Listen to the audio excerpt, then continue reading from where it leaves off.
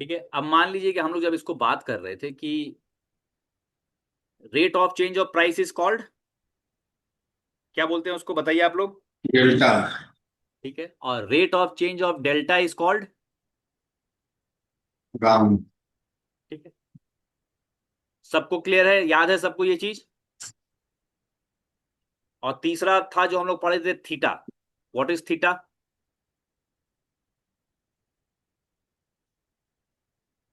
Data बताता है sir कि हम्म। गामा कितना परसेंट से चेंज हुआ। चलिए, थीटा में change confusion. Of rate of gamma ही बोलता नहीं है। नहीं नहीं, थीटा क्या है ना कि अगर हम ऑप्शन को बाई किए तो जो रेंट हमको पे करना है मार्केट को, दैट इज कॉल्ड थीटा। जैसे मान लीजिए कि आप यहाँ पे लिए इस चीज को, मान लीजिए कि आपने यहाँ पे ठीक है, यहाँ पे आप आज ये आप खरीदे। हाँ सर, वो अगले दिन जो बेचेंगे उस पर कितना हमको रेंट देना होगा। दैट इज हाँ, कॉल्ड मान गामा। लीजिए यहाँ पे हम इसको खरीदे थे। अब मार्केट कहीं नहीं गया, ठीक है, मार्केट यहाँ से शुरू हुआ, ऐसे ऐसे ऐसे ऐसे ऐसे ऐसे ऐसे घूम के मार्केट वापस यहाँ पे आ गया। तब भी मेरा ये जो प्राइस है थोड़ा सा नीचे चला जाएगा। ठीक है। अब अगले दिन जब मार्केट खुलता है तो एक थीटा का एप्लीकेशन होता है। थीटा क्या करता है कि अपने आप कुछ सर्टेन परसेंटेज, हर चीज का अलग होता है, प्राइस यहां खुलेगा, कहीं नहीं गया मार्केट, एकदम सेम टू सेम मार्केट यहीं पे खुला है, कल मार्केट यहीं पे खुला है, लेकिन आपका ये जो ऑप्शन का प्राइस है ये नीचे खुलेगा। This is called rent that the buyers are paying to the market. माने खरीदार जो माने कि मार्केट को भाड़ा चुकाता है, ये थीटा है। तो अब बाइंग कितना खतरनाक चीज है आप खुद सोच लीजिए कि हम यहाँ पे खरीदे, अगला दिन जैसे ही मान लीजिए कि मार्केट आया, इसको आप एक बार ये जो है इसको डे टाइम फ्रेम पे अगर हम करके देखेंगे, देख रहे हैं यहाँ पे क्या डिफरेंस हो रहा है। ये यहां तक मार्केट खुला था, ठीक है, अगले दिन मार्केट गैप डाउन कर गया तो ये यहाँ पे आ गया, इसमें कुछ थीटा लग गया। ये यहाँ पे था, ठीक है, अगले दिन मार्केट गैप अप कर गया, तो हर दिन का ये आपका थीटा चुकाना पड़ता है हम लोगों को। तो फिर से हम आपको रिपीट कर दे रहे हैं, आपका डेल्टा क्लियर हो गया, गामा क्लियर हो गया। गामा आपको अभी देखने को कम मिलेगा, गामा का हम आपको एक चीज बता दे रहे हैं, ठीक है, गामा आपको कैसे समझ में आएगा, माने गामा आप कैसे समझ सकते हैं, उसका एप्लीकेशन हम लोग बाद में करेंगे, लेकिन आप समझ कैसे सकते हैं गामा को, हम लोग उस पर बात कर लेते हैं। मान लीजिए कि अभी ये प्राइस कितना चल रहा था, 610 पे, या ये सडन मूव किया था, अभी मान लीजिए कि ये 600 पे था, प्राइस कहाँ पे था, ये आपका 600 पे था, ठीक है। अब अगले दिन मार्केट धीरे धीरे चलने का आदत होता है या जो भी है, अचानक से क्या हुआ, 600 से 610 पे आ गया। तो ये 600 जब था, तो जो आपका 600 का ऑप्शन होगा कॉल का, मान लीजिए इस समय इसका दाम था 20 रुपया। ठीक है। अब rate of change of price, ये 600 से क्या हो गया, अचानक 610 पे आ गया, मैंने ऐसे करके शूट कर गया 2-3 मिनट के भीतर, मैंने ज्यादा टाइम नहीं लगाया। जिस चीज को ये सॉरी, जिस चीज को इसको करने में पूरा दिन लगता है या आधा घंटा का कैंडल जो है, ये अचानक शूट कर गया। तो प्राइस क्या हुआ, प्राइस बहुत तेजी से बढ़ गया। प्राइस क्या हुआ, बहुत तेजी से बढ़ गया। तो इसमें जो डेल्टा हम लोग पढ़ रहे थे, ये जो डेल्टा आप लोग पढ़े, ये डेल्टा क्या हो गया इसका, एटीएम का डेल्टा निफ्टी में हमेशा 0.5 के आसपास रहता है। ठीक है। तो ये वाला जो डेल्टा इसका था, ओटीएम वाला जो डेल्टा रहता है, मान लीजिए कि ये जो ओटीएम का जो डेल्टा होता है वो 30 के आसपास रहता है। ठीक है। और एटीएम का डेल्टा 50 रहता है हमेशा, 0.30 0.50। लेकिन जैसे ही ये प्राइस यहां से यहां अचानक से एक झटके में बढ़ गया, तब अब क्या हो जाएगा कि ये जो 610 वाला था, इसका जो डेल्टा है, इसका डेल्टा 0.50 हो गया, माने एक झटके में 0.50 हो गया। तो जब ये 0.50 इसका डेल्टा हो गया एक झटके में, तो इसका जो प्रीमियम था वो ऐसे करके बढ़ जाएगा। क्यों बढ़ गया, क्योंकि इसका रेट ऑफ चेंज ऑफ जो डेल्टा था उसके चलते उसका गामा बढ़ गया, गामा बहुत तेजी से बढ़ा, तो प्राइस को यहां से यहां तक ऐसे करके ब्लास्ट करवा दिया एक बार। ये एक्सपायरी के दिन हम लोग खास करके देखते हैं, अभी हो सकता है आप लोग को हम जो बताएं ये पूरा समझ में नहीं आया होगा, लेकिन फिर भी ये तीन कॉन्सेप्ट है, डेल्टा, गामा और थीटा। इसके बाद भी होता है रो, होता है वेगा, होता है, हम लोग उस पर फिर बात करेंगे। लेकिन अभी के लिए चूंकि ऑप्शन ऐसा चीज है कि आप लोग अगर धीरे धीरे समझिएगा तो बहुत बेहतर समझिएगा। एक झटके में अगर हम समझ रहे हैं तो हो सकता है कि हम लोग इसको समझने में थोड़ा सा हमको देर हो रहा है।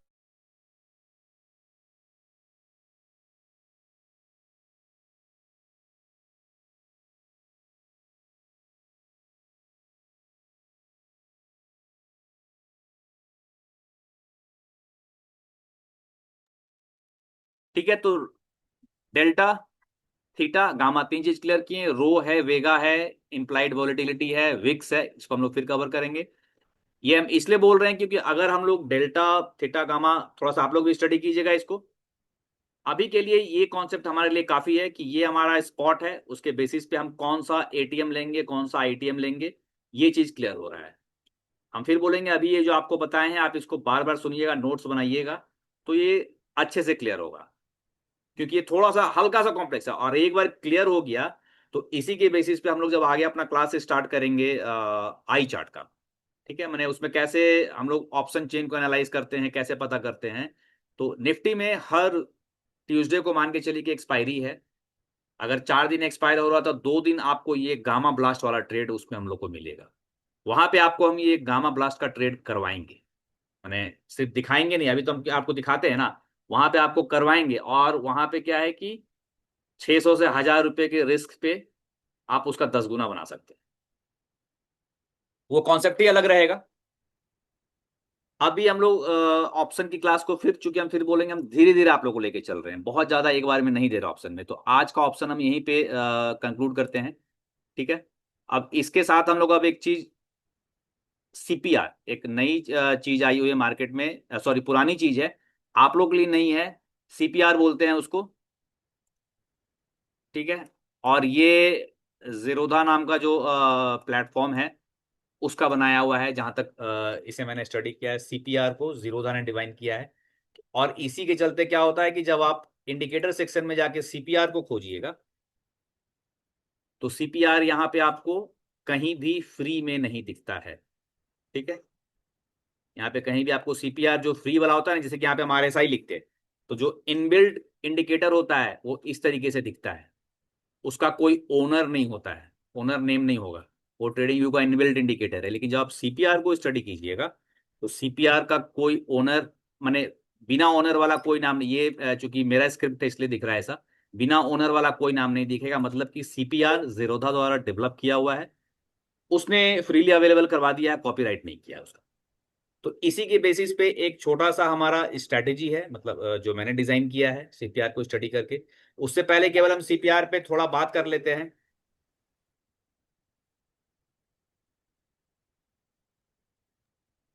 सीपीआर क्या होता है, मान लीजिए कि पहले लगा लेते हैं और फिर से इसको ले आते हैं सिंगल चार्ट पे।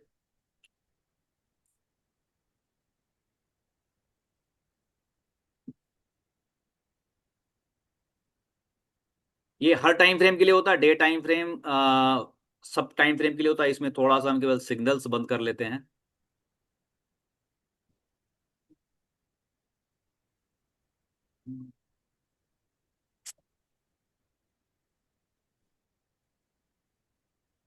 सिग्नल्स को हम लोग डिस्कस करेंगे, पहले सीपीआर को हल्का सा डिस्कस कर लेते हैं, उसके बाद सिग्नल्स को डिस्कस करेंगे। ठीक है, इसको हम लेके आते हैं, ये बेसिकली अभी हम जो इसका यूज करेंगे, आगे चल करके जब कभी भी इसका यूज करते हैं तो हम लोग इसको 3 मिनट्स के टाइम फ्रेम पे बहुत बेस्ट सूटेड है। और इसकी हर की तरह इसका भी मैंने जो एनालिसिस किया हुआ है वो निफ्टी पे बहुत अच्छे से मैंने इसकी एनालिसिस की है। ठीक है, तो हम लोग फिर से चलते हैं निफ्टी के पास, बाकी पे भी इसको टेस्ट करेंगे, पहले यहां से कर लेते हैं। अब देखिए कि कल अगर मार्केट, कल अगर आपको दिख रहा होगा कि मार्केट कहाँ थी, ये आज का मार्केट है। ठीक है, 1 जुलाई का मार्केट है, तो 1 जुलाई के मार्केट के बेसिस पे कल का मार्केट कैसा होगा ये इस सीपीआर प्रेडिक्ट करके हमको देता है। फिर से हम बताएंगे, जैसे कि यहाँ पे हम लोग डिस्कस किए थे कि ये एक दिन का वैल्यू एरिया होता है, यानी कि जहां पे 70% ट्रेड लिया जाता है उसको बोलते हैं वैल्यू एरिया। वैल्यू का मतलब जहां पे कि बायर सेलर दोनों को लगा कि हाँ यहाँ पे कुछ दम है मार्केट में, हम बाई कर सकते हैं, सेल भी कर सकते हैं, तो 70% ट्रेड यहीं पे हुआ। इस जगह ट्रेड क्यों नहीं हुआ? क्योंकि यहाँ पे सेलर को मजा नहीं आया, सेलर को लगा कि हम इतना सस्ता नहीं बेचेंगे, तो यहाँ से बायर ये सेल एक ही कैंडल पे बनता है सर?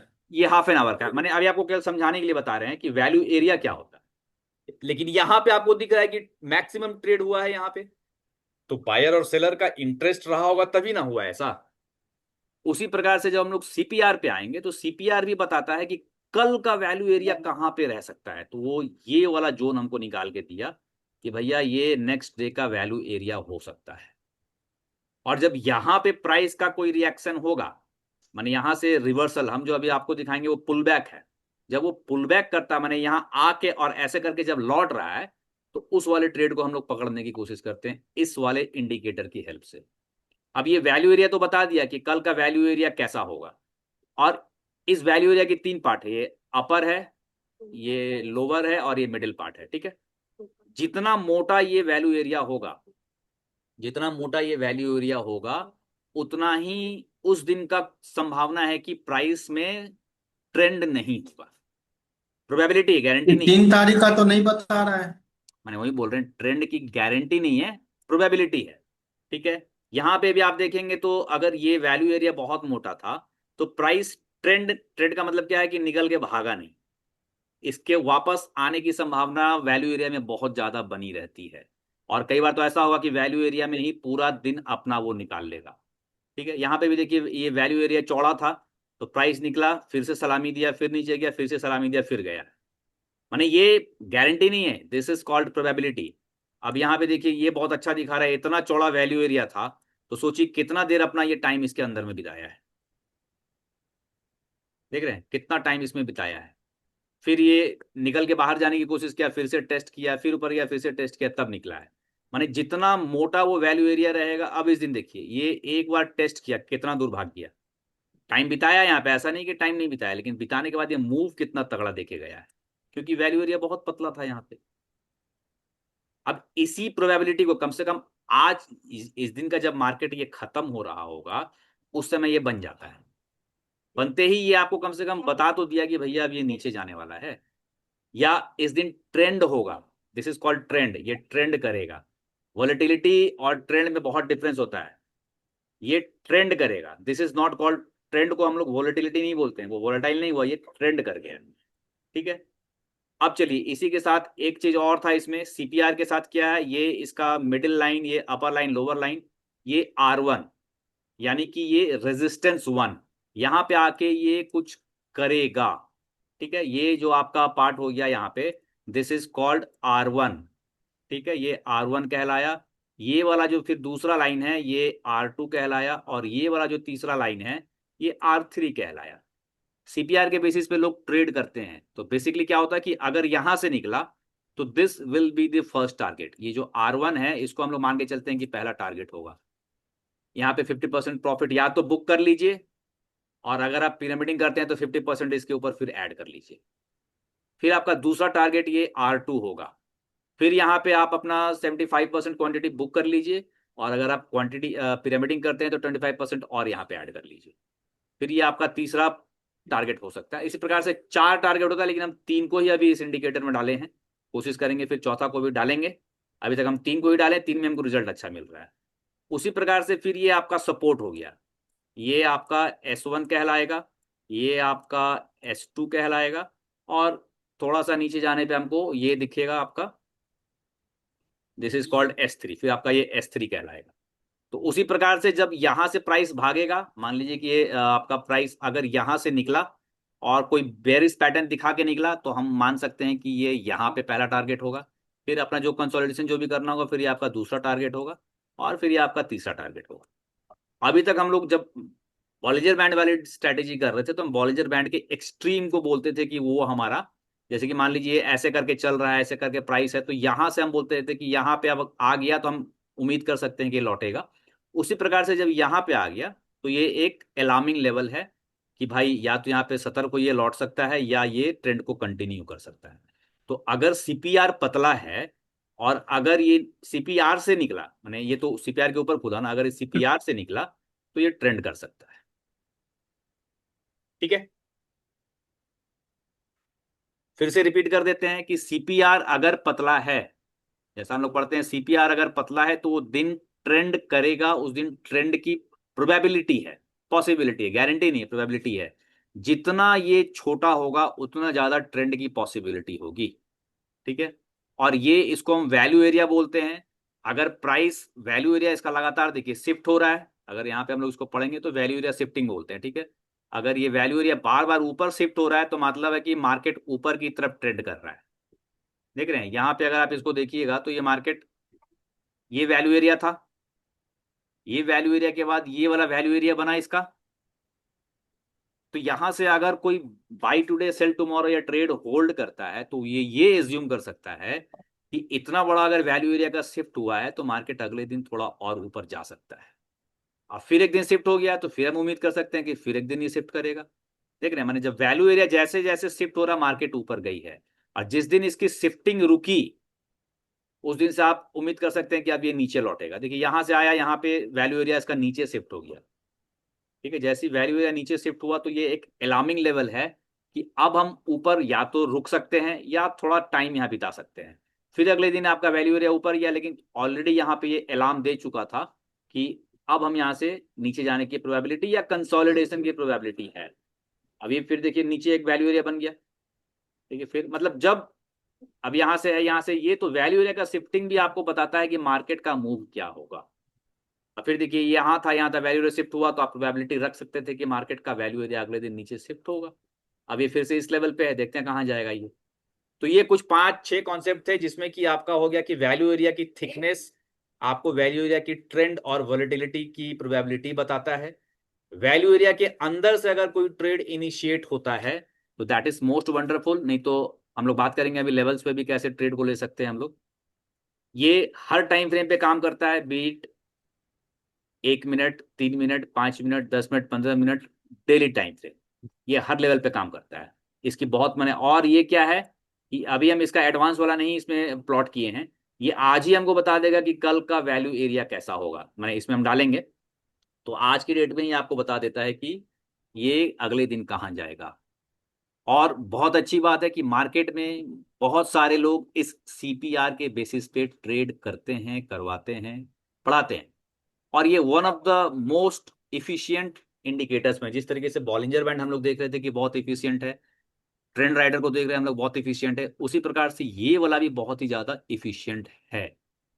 तो अभी आप लोग के साथ हम इसको शेयर भी कर देंगे। अब इस पर ट्रेड कैसे इनिशिएट करते हैं उसका 25% अभी हम लोग कवर करेंगे, 100% नहीं करेंगे, 25% हम कवर करेंगे। इस पर हम लोग ट्रेड कैसे इनिशिएट कर सकते हैं, ठीक है। इसमें इतना सारा चीजें हम ऐड किए हैं।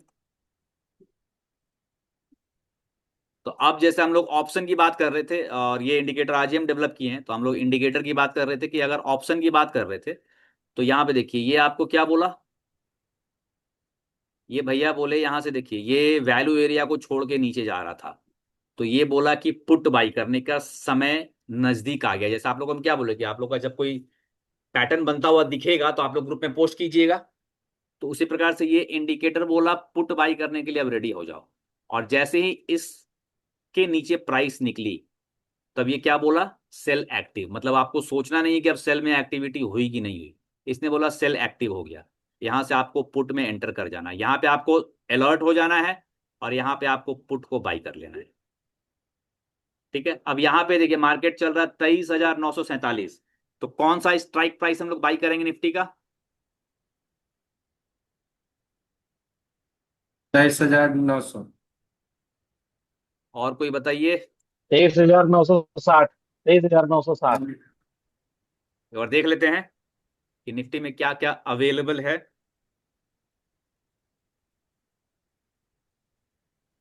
निफ्टी में 50 के मल्टीपल पे और 10 के मल्टीपल पे चलता है। देखिए हम लोग बात कर रहे थे पुट कौन सा तेईस खरीदेंगे, हजार ठीक नौ है। सौ पचास लेंगे सर।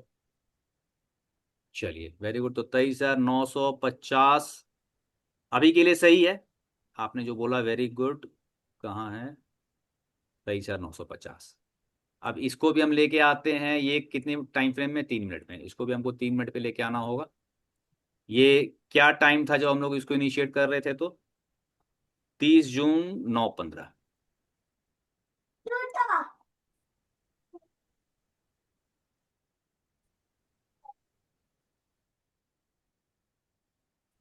तीस जून 9:15। बोलता है ना, आदमी जब बुढ़ापे में तैरना या साइकिल चलाना सीखता है ना, तो बहुत परफेक्ट नहीं सीखता है। ये है 9:15। ठीक है, अगर यहाँ पे हम इसको लॉन्ग का सिग्नल, जब उसने बोला कि एक्टिव हो गया है, तो यहाँ से यहाँ तक के लिए हम इसको बाई कर सकते थे। और आपका स्टॉप लॉस प्रीवियस कैंडल के हल्का सा नीचे रहेगा, तो स्टॉप लॉस थोड़ा सा बड़ा है, 30 पॉइंट का स्टॉप लॉस है। लेकिन अगर आप इसमें रिवॉर्ड देखिएगा तो लगभग लगभग 1:2, यानी कि 60 पॉइंट आपको ये दे के जा रहा है। और ये प्राइमरली हम इसका जब यूज करेंगे आगे चल के, तो हम कैश में भी कर सकते हैं, लेकिन हम ऑप्शन सेलिंग और बाइंग के लिए ही इसका प्राइमरी में यूज करेंगे।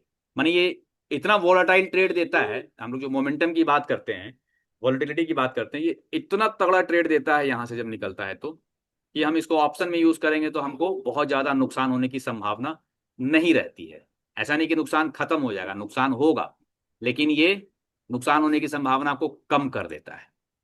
ठीक है, अब थोड़ा सा और देखिए। अब इसके साथ कभी कभार क्या होगा कि आपको बोलेगा बाई भी करो सेल भी करो, तो कैसे नल एंड वॉइड हो जाएगा। यहाँ पे फिर से देखिए, ये प्राइस नीचे से ऊपर गया, हम आपको क्या बोल रहे हैं, this will be working on pull back. अभी इसमें हम केवल और केवल पुल बैक का डाले हैं, हम इसमें कैंडल स्टिक पैटर्न्स का कंफर्मेशन अभी नहीं डाले हैं।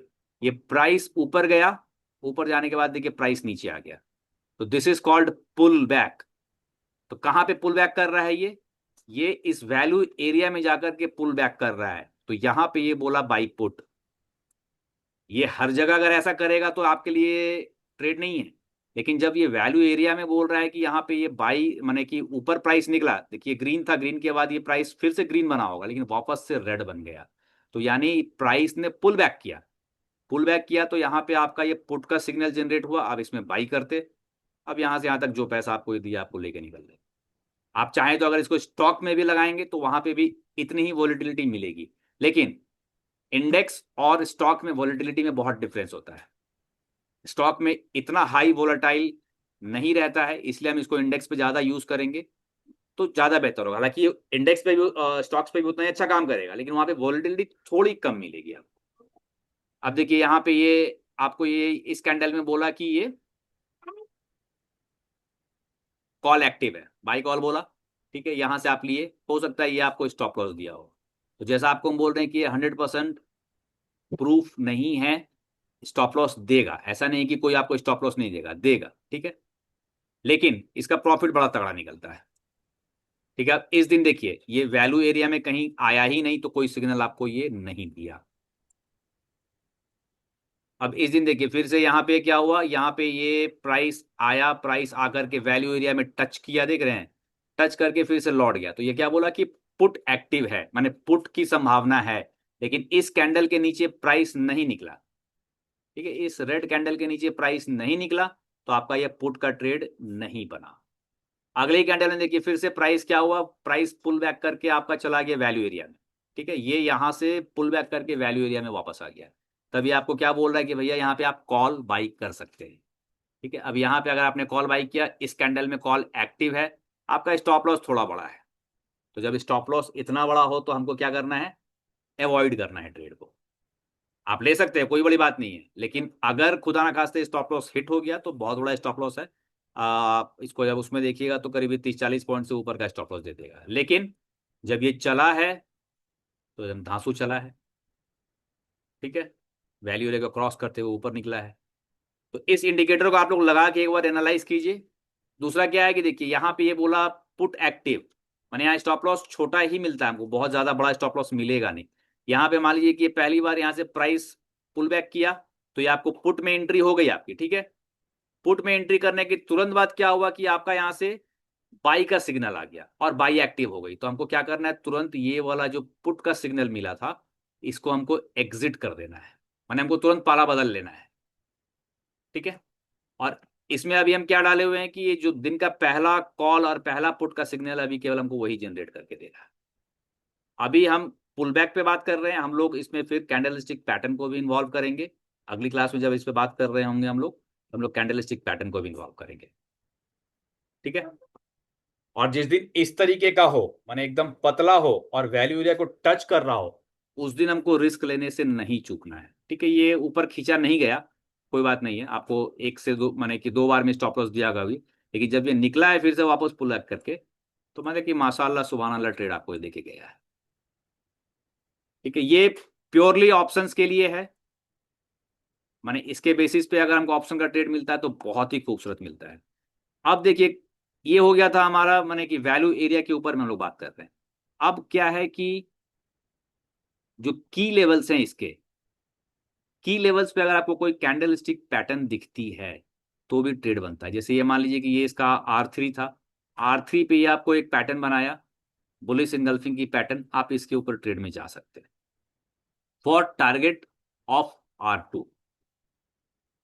ठीक है, इस तरीके से हम इसमें जहां कहीं भी आपको दिखेगा ऐसा बनता हुआ कैंडल स्टिक पैटर्न, यहाँ पे आप आइएगा तो ये जगह आपको दिख रहा होगा, ये बुलिश रामी वाली पैटर्न इसने बनाई है।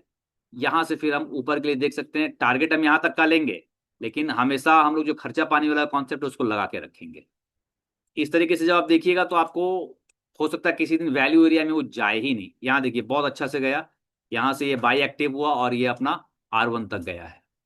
ठीक है, फिर से दोबारा आकर के वैल्यू एरिया को टेस्ट किया है, मैंने यहाँ पे फिर से पुल बैक है, ये पुल बैक को लेके अगर यहाँ पे हम एंटर कहीं करते हैं तो फिर से ये दोबारा यहाँ टच किया है। तो माने one of the most versatile indicator, मतलब ये इंडिकेटर जैसे हम लोग लेवल्स ड्रॉ करते हैं ना, ये ऑटोमेटिक लेवल्स अपने आप ड्रॉ करके नहीं, जैसे हम निफ्टी का जो लेवल हम रोज बेचते हैं, अगर आपके पास निफ्टी का रोज का लेवल नहीं भी मिले और आपने केवल सीपीआर को प्लॉट कर लिया है तो that is more than enough, मैंने आपको नहीं देखना है। और अगर लेवल जो हम लोग बना रहे हैं, लेवल के बाद भी आपको ये सीपीआर लगा के रखना चाहिए, क्योंकि ये पहले से प्लॉट कर दिया, पता नहीं क्या इसके अंदर में जादू है कि प्राइस वहीं पे जाके रिएक्ट करता है। ऐसा नहीं कि नहीं करता, प्राइस वहां पे जाएगा रिएक्ट करेगा। देख रहे हैं, यहाँ से निकला है तो यहाँ पे जाके रिएक्ट किया, और ये एक दिन पहले बनता है, ऐसा नहीं कि ये डायनेमिकली बन रहा है, ये स्टैटिक है, ये एक दिन पहले ही डिफाइन कर देता है, दोबारा फिर देखिए गया तो यहाँ पे नाटक है। मैंने one of the best indicators है। ठीक है, इसको एक काम करते हैं, इसको हम अभी पब्लिश किए नहीं, इसको हम कल पब्लिश करेंगे, पब्लिश करने के बाद आप लोग का आईडी है मेरे पास, हम सबको शेयर कर देंगे। थोड़ा सा और इसका बैक टेस्ट देख लेते हैं कि कहाँ पे ये रहा है। देख रहे हैं ये, तो बोलिए। ये इसका कार्डियोपल्मोनरी रेसस्टिसेंस ये इसी का है। क्या चीज, क्या चीज? मतलब मेडिकल टर्म वाला जो सीपीआर है वो सीपीआर स्टॉक ना ना के ना, लिए, ये इसके लिए है। हाँ इसके लिए, अच्छा वो वाला सीपीआर। नहीं दिख ऐसे रहा है। हाँ हाँ, अब देखिए इस दिन ये आपका वैल्यू एरिया था, ठीक है, पतला वैल्यू एरिया था, मार्केट ऊपर चला गया, यहां से यहां तक का ये डाउन ट्रेंड दिखाया, और फिर यहां से यहां तक का ये अप ट्रेंड दिखाया। ठीक है, अब हमको केवल अगर अगर कोई केवल सीपीआर ट्रेंड कर रहा है तब तो वो, और वैल्यू एरिया का वेट कर रहा है तो उसको ट्रेड नहीं मिला।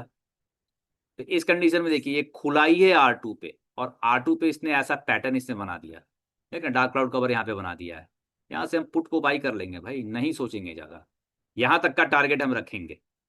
अब ठीक है, ये पूरा यहाँ तक का टारगेट ये नहीं कवर किया, थोड़ा सा ऊपर ये इसके ऊपर निकल गया, लेकिन आप यहाँ तक का टारगेट बहुत इजीली देख सकते हैं इसमें। आज जिस दिन देखिए ये एक बार वैल्यू एरिया में घुस गया तो ये नाटक कर रहा है।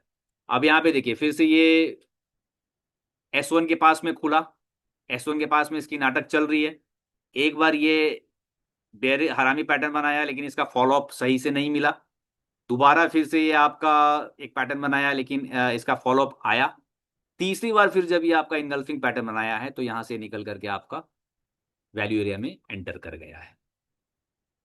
तो ये आप लोगों को, ये अभी मैंने सीपीआर एक इंपॉर्टेंट इंडिकेटर है, वो तो शेयर करना ही था।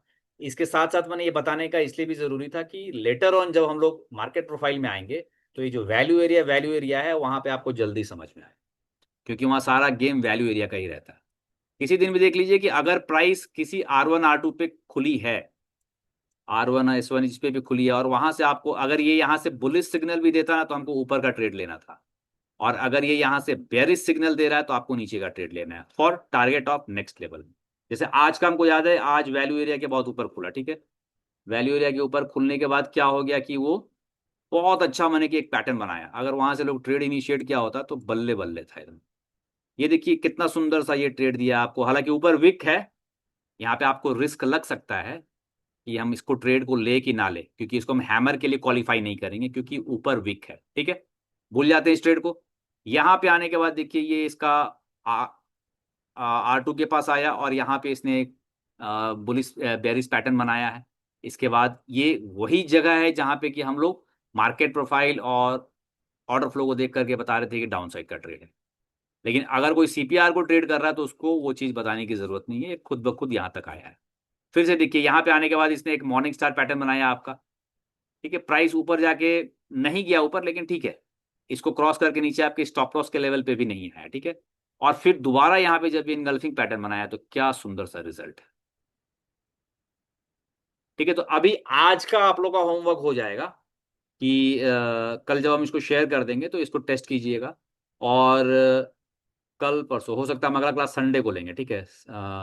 कल परसों हम मैंने थोड़ा घर जा रहे हैं तो इंगेजमेंट कहीं और है मेरी, तो सैटरडे का क्लास हम नहीं लेंगे, लेकिन संडे को जरूर लेंगे।